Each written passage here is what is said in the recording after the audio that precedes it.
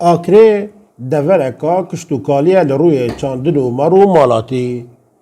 سالانه لورز بهاره خدان پازی دست به دروست کرنا برهمه سپیاتیان دکن. لدست پیکا مهاسه حتی پاییز کادرنگ پنیر دیتا دروست کرن. کریم ماوی چند ساله کایه کار کرین و فروتنا پنیری دکت ناوا بازار آکره. او لگوندن سنور دور سورچان دگریتو باشترین پنیر وان دکریتو دینیتا دکانه لویره جی بو بشک لباجرن هرمه روانه دکت. هل یکی چه درد کبید حتی یکی نه موسمی پنیره پنیره ماستا جاجه کشکن رینه وقتی ویتشتویه اکی مثلا اوستا کریم شولای پنیره چی تینی روزانه تنکی تینی تن نافدان مراد گرتن گندا تینی تن تین تایره و خلک دوب تیتو زاغو تیتو قصایرت کم باز بو پنیری ایره پینشش دکانت پنیریت هی شولان اوه و الحمدلله سرکت یا سعراویش یا باشه 5000 5 نیون تقریبا با 5 کیلو شیری بیتا کیلو کا پنیری لوای هوا بله پنیری های یه روزانه بو خورده اول زیادن که بگریتن وقتی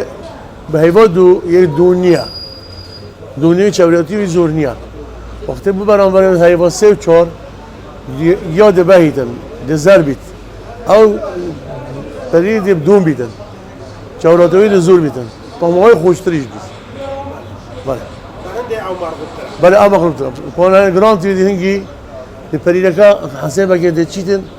یه آف نومینید آفای چیت بیتن و بس پنیر صافی بیتن لسنور دورداری آکره و لدیف آمارا ریوبری چاندنه زیدتیری 500,000 سر مرو مالاتی هنه.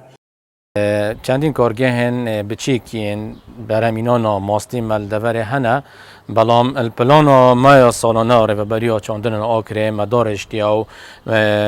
مدیار کری و ما آگه دار کری نه جهن پیوندی دار و برهنه رو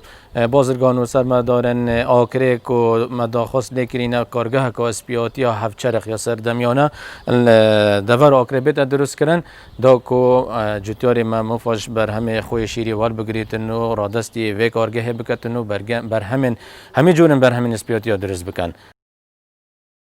طعم و خوشی و ارزانی پنیر آکره بویه اگر که داخوازی که زور لسر هبید لدورین دین کردستانه